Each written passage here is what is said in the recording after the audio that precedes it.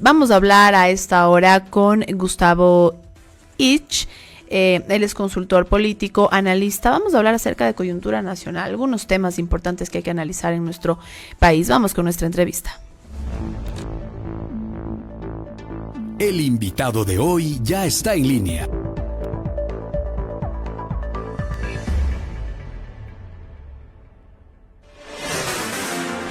Lo veo ya en pantalla. Gracias, querido Gustavo, por acompañarme hoy aquí en línea en RCN Católica. Algunas cosas que están pasando en nuestro país. Siempre decimos ya, yo creo que se ha vuelto costumbre esta frase, y es que en Ecuador es imposible que uno se aburra. Está pasando mucho alrededor del tema político sobre todo, pero es importante también tener análisis y muchas veces argumentos acertados para que la gente pueda entender esos acontecimientos tan importantes alrededor del Ecuador. Gracias, Gustavo. De primera mano, preguntémosle cómo ve usted este panorama, sobre todo de la elección del próximo fiscal general del Estado.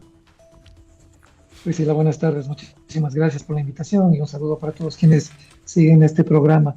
Bueno, como usted bien señala, es un país que está atravesando por una situación política más bien crítica, es decir, hay una sucesión de crisis consecutivas desde hace algún tiempo. No es que son básicamente de este año o del año anterior, pero en los últimos dos se ve con mayor atención debido a que se generaron amplias expectativas de que las cosas iban a cambiar políticamente, que se iba a gobernar de una manera diferente y se iban a superar ciertos problemas que han sido problemas estructurales y consuetudinarios aquí en el ejercicio de la política, y ello no ha ocurrido.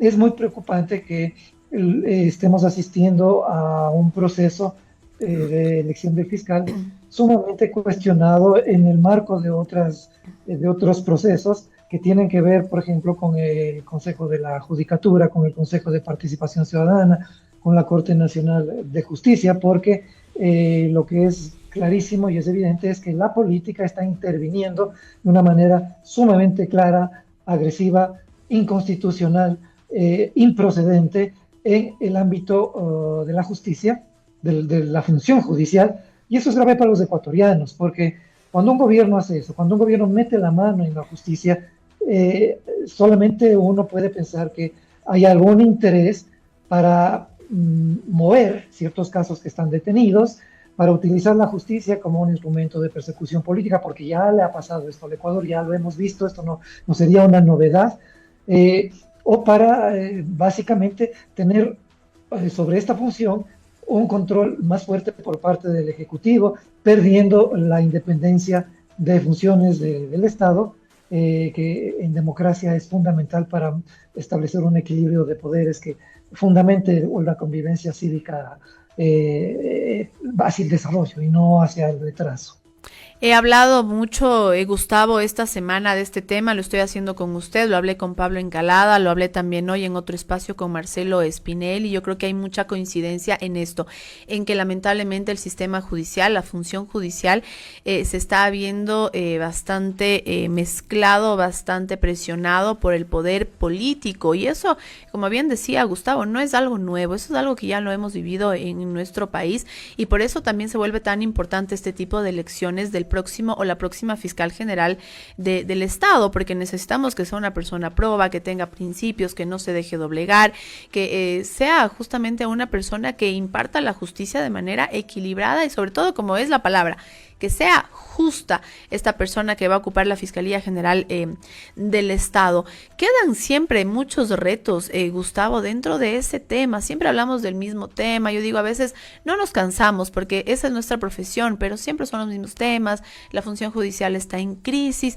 ¿Y qué es lo que en realidad falta? No sé si es el involucramiento de los ciudadanos, de las personas, de los ecuatorianos en estos temas que siempre decimos, nos preocupamos a veces también de otras coyunturas como económicas, de seguridad, pero ¿qué falta en nuestro país para poder salir de ese bucle en el que siempre estamos debatiendo?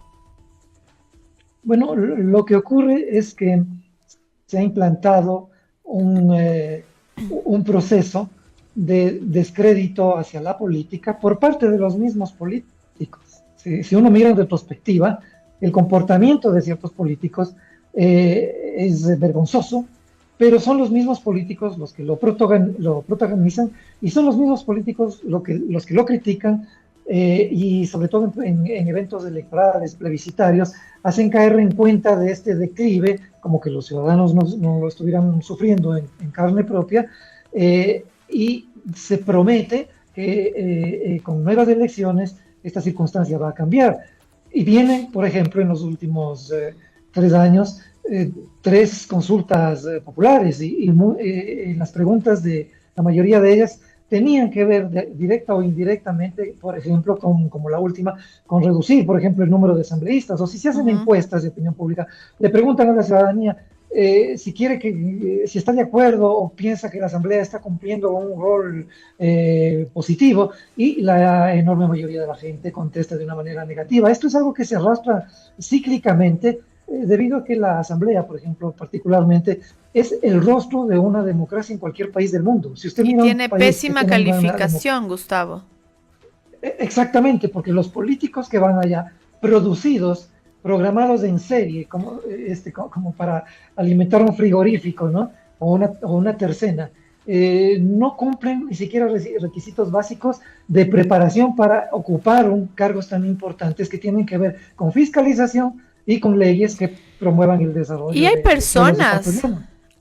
Gustavo, porque yo preguntaba esto cuando fueron las elecciones y yo decía, pero es que a veces hay que pedir un requisito más que solamente ser bachiller. Y decían, no, alguien me decía, no recuerdo Ajá. exactamente su nombre, pero decían, no, porque ahí tú estás cortando libertades, estás cortando justamente la participación de estas personas.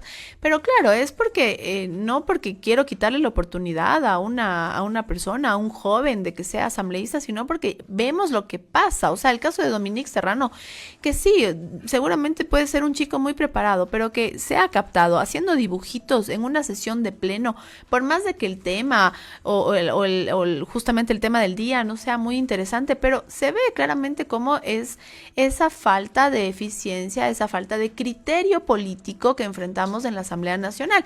Entonces, sí son estas reformas que no sé si se lo hace a través, Gustavo, de un código de la democracia, de que sea, por ejemplo, graduado. No estamos pidiendo que sean doctores, PhD, o que tengan incluso ni siquiera maestría, pero tal vez un título de tercer nivel en el que sí certifique que estudió ciencias políticas, administración, no sé, de administración pública, algo para que esté sentado en la Asamblea Nacional.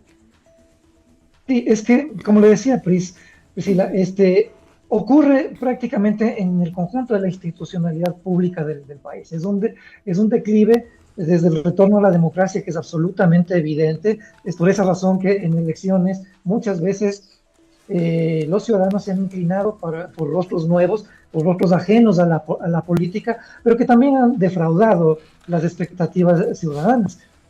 Porque no es solamente un problema de forma, perdón, es un problema de fondo. Es decir, hay un sistema político que a partir del Código de la Democracia es proclive a generar participación ampliada de candidatos en un país con un número de votantes que no es el que debería producirse en la relación matemática entre población, electores y cantidad de partidos, movimientos políticos y candidatos. Yo me acuerdo de las elecciones del 2019, si no estoy equivocado, había más de 5.000 candidatos a distintas elecciones porque eran elecciones generales. ¿Usted cree que la ciudadanía conoce los programas de estos candidatos? Ni de cinco, ¿Sabe qué van Gustavo, a a hacer veces. después de ser? Claro, y lo mismo, Priscila, pasa en el Ejecutivo.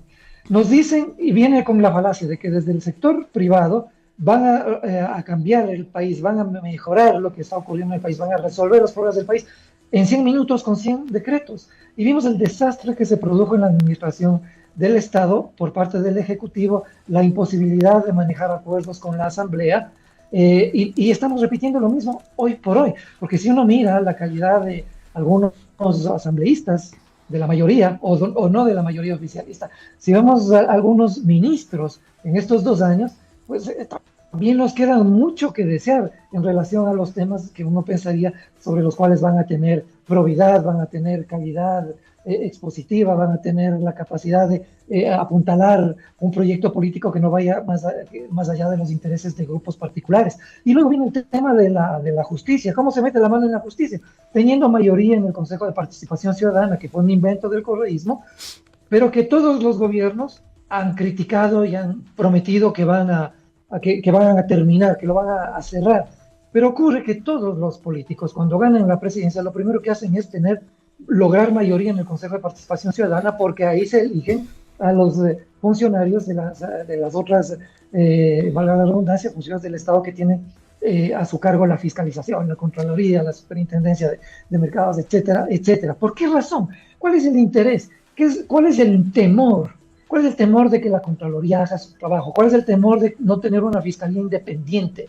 ¿Cuál es el temor de que la función judicial sea independiente? Exactamente, eso, Priscila, es lo que la gente tiene que empezar a preguntarse, y que no vengan los ciudadanos y los electores a decir, no, como es multimillonario, ya no ha de robar, porque ya no necesita.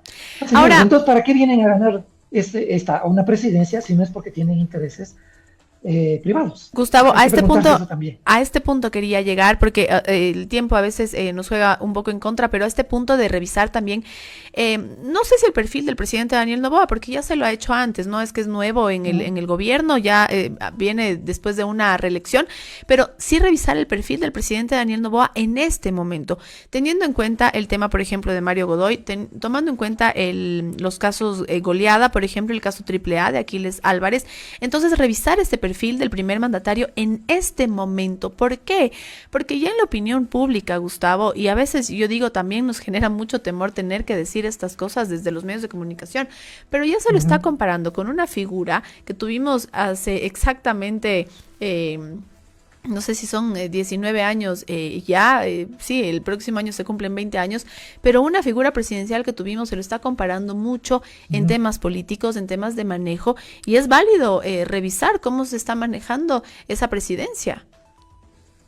Sí, porque no solamente tiene que ver con el estilo personal del que está frente al Poder Ejecutivo, tiene que ver con las decisiones que toma, tiene que ver con de dónde procede, de dónde proviene, tiene que ver cuáles son las decisiones que implican ciertos factores anclados a las expectativas y a las aspiraciones urgentes de la mayoría de ciudadanos a los cuales en campaña electoral se les prometió que las cosas iban a mejorar y que íbamos a tener un nuevo Ecuador.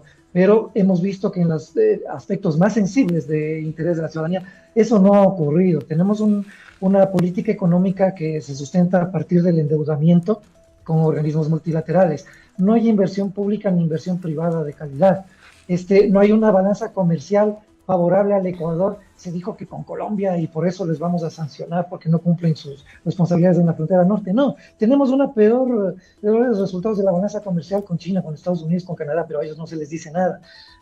Porque se toman medidas ahora muy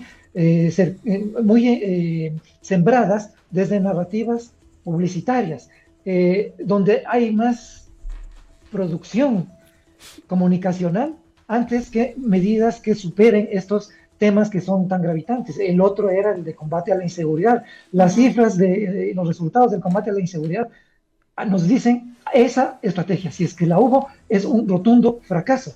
Las cifras de empleo y subempleo, las cifras de empleo adecuado se condensan en unos índices sumamente graves que no tienden a bajar, ¿no? Y no digamos lo que ha pasado con el sector de la salud pública, con la improvisación en el manejo de los sectores estratégicos, ¿no?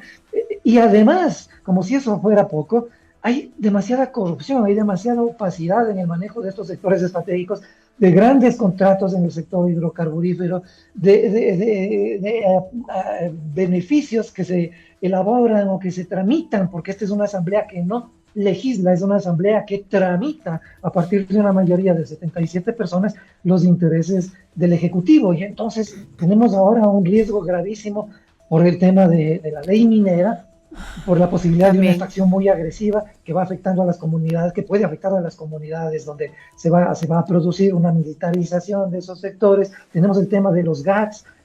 Claro, Lo que vemos, Gustavo, Sí, es que decía, Cristina, se mantiene un constante conflicto con sectores sociales, como con estrategia, los pues sí. GATS, o sea, se mantiene el conflicto está presente en esta manera de gobernar. Así es, así es. Y yo me acuerdo cuando ganó Correa las elecciones, pasó prácticamente lo mismo en el sentido de pelearse con todo el mundo que no estaba a favor, ¿no? Mirarlo no como un adversario democráticamente legítimo, sino como un enemigo. Entonces, ese sistema de polarización es ya no solamente un resultado de una mala manera de entender la política, de ejercer la política, sino que actualmente es la estrategia de gobernar, es la estrategia política, dividir a este país entre correístas y anticorreístas. Y esa Bueno, no la es la realidad de los polarización sigue ecuatorianos. presente, Gustavo. Y La esa no es verdad es la, que la sí, sigue realidad, presente. lamentablemente.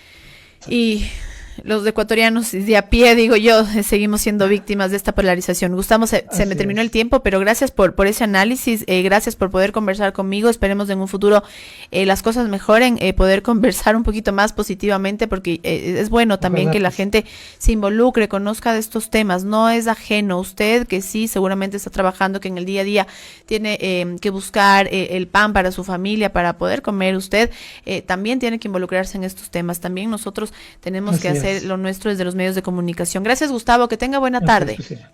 Muchísimas gracias a usted por su invitación. Muy, muy, muy gentil. Gracias, 13 horas con 49 minutos.